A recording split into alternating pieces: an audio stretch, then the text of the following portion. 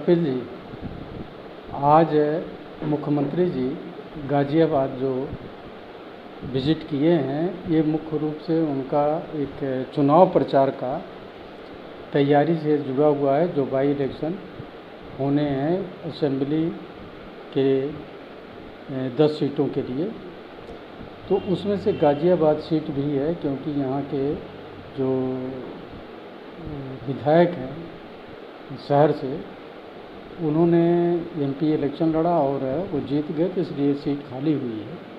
लेकिन जो तैयारी है वो देखा जाए तो पहले जो 2019 की लोकसभा सीट थी, उस पर जो परसेंटेज वोट पे बीजेपी ये हुए थे, जितने वोट इनको पड़े थे, और जो परसेंटेज था ज़्यादा था, बहुत ज़्यादा था। और इस बार जो इलेक्शन हुआ उसमें इनके वोट बहुत कम हैं, जबकि गाज़ियाबाद जो शहर है वो टोटल बीजेपी के इस पे होल्ड है और बीजेपी माइंडेड लोग हैं। चाहे वो प्रचार हो या ना हो तो भी वो बीजेपी को वोट देते हैं।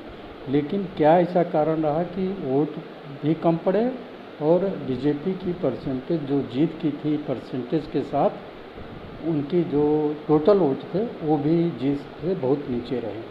तो ये एक चिंता का विषय है कि यदि कैंडिडेट बिल्कुल सही और दे दिए अपोजिशन सामूहिक रूप से, तो हमको लगता है परफॉर्मेंस उनकी भी अच्छी होगी और बीजेपी को तो टक्कर मिलेगी।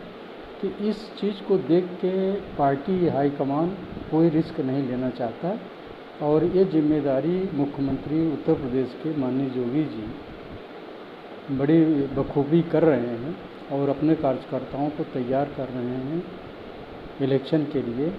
और उनके अंदर जो भी कोऑर्डिनेशन का अभाव है वो भी एक तरीके से करने का पूरा सामंजस्य बैठाया जा रहा है। और होता भी है कि ज़िले में बहुत सारे पार्टी से जुड़े होते हैं, कुछ का मनमुटाव होता, कुछ होते हैं, उनको भी हल कर लेंगे। और इलेक्शन की तैयारी आज देखा जाए तो क्षेत्रीय अध्यक्ष से लेकर सारे लोग यहाँ और पार्षद और कार्यकर्ता सब वहाँ पे हिंदी भवन में हैं, उपस्थित हैं और मीटिंग चल रही है। जो दिशा निर्देश इनको इलेक्शन से जुड़ा मिल रहा है उसको ये फॉलो करेंगे। और देखा जाए तो एक सबसे क्रिटिकल ये होता है कि बूथ लेवल पे जब तक लोग सक्रिय नहीं होते और मोहल्ले के जो कार्यकर्ता जिसे कहते हैं, जो न पार्षद होते हैं और न कोई बड़ा उनके पास पद होता है, लेकिन वो बीजेपी के कार्यकर्ता समर्पित होते हैं, उन लोगों को तैयार करना चाहिए, वो एक्टिव होने चाहिए।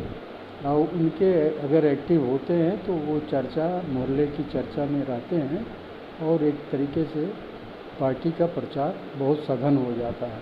अगर वो लोग सक्रिय नहीं होते तो प्रचार जो है सघन नहीं हो पाता। भले आप बूथ पर बहुत लोगों को बैठा लीजिए, जब वोटर ही नहीं जाएंगे तो वोट कहाँ से पड़ेगा। तो वो लोगों का सक्रिय भूमिका निभाना जरूरी है, जो ऐसी मीटिंगों में नहीं बुलाए जाते और न ही कोई उनको इतना ध्यान देता है। वो ये पूरे प्रदेश में पहले भी हुआ था जिसका रिजल्ट बीजेपी के अगेंस्ट गया। तो इस बार उसी चीज़ को पूरा करने के लिए और ये मीटिंगें हो रही हैं कि कोई ऐसा व्यक्ति जो है न छूटे जो बीजेपी के लिए सक्रिय है और किसी कारणवश वो सक्रिय नहीं हो रहा। तो उसको ये लोग पता करके पार्टी के जो पदाधिकारी हैं ज़िले के, उनको मिलेंगे और उनको पूछेंगे और उनको सक्रिय करेंगे।